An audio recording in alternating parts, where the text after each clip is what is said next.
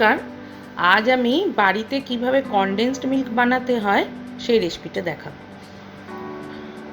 প্রথমে একটা কড়াতে গ্যাসেতে কড়া চাপিয়ে দুধ দিতে হবে। আমি এখানে 1 কাপ দুধের করছি। 1 কাপ দুধ, হাফ কাপ চিনি আর একটু সামান্য বেকিং সোডা লাগবে। এই 3টে উপকরণ লাগবে আমাদের। আমি গ্যাসটা জেলে কড়াটা বসিয়ে দিয়ে দুধ দিয়ে দিয়েছি।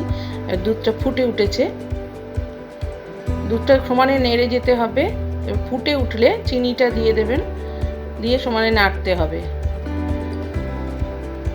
চিনিটা দিয়ে ভালো করে নেড়ে নিতে হবে। কড়ায় যে দুধটা লেগে আছে ওগুলোকেও একটু পরিষ্কার করে দিলে সরটা পড়ে যাবে দুধের মধ্যে, ভালো হবে, মোটা হবে তাড়াতাড়ি দুধটা। চিনিটা গলে আসছে, আস্তে আস্তে সমানে নাড়তে থাকবেন। কড়াটা পরিষ্কার করে নিতে হবে, একটু এরকম চেঁচে চেঁচে নিয়ে।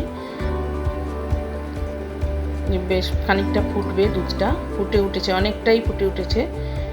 এরপরে আমি ওই খাবার সোডাটা অল্প একটু, দেখতে কতটা দিয়েছি দেখতেই পেলেন, ওই খাবার সোডাটা দিয়ে এবারে নাড়তে হবে সমানে। এক্ষুনি মোটা হয়ে যাবে দুধটা, দেখছেন মোটা হয়ে গেছে, বেশ মোটা হয়ে গেছে। চিনিটাও গলে এসেছে।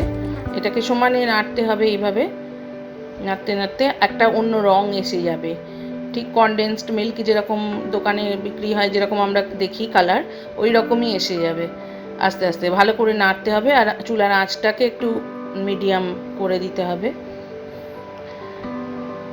বেশ মোটা হয়ে এসছে, একদম রংটা এসে গেছে একেবারেই। এই অবস্থায় নাবিয়ে দিতেই হবে ওটাকে, নাহলে আরও একটু মোটা করলে কিন্তু বসে যাবে ওটা। আমি একটু মোটাই করেছি, আর একটু পাতলা করে সঙ্গে সঙ্গে নাবে, কালারটা এসে গেলেই নামিয়ে দিলেই হয়ে যাবে, আর কিছু না। একটু ঠান্ডা হলেই দেখতে পাবেন। আমি একটু তুলেও দেখাবো কীরকম হয়েছে।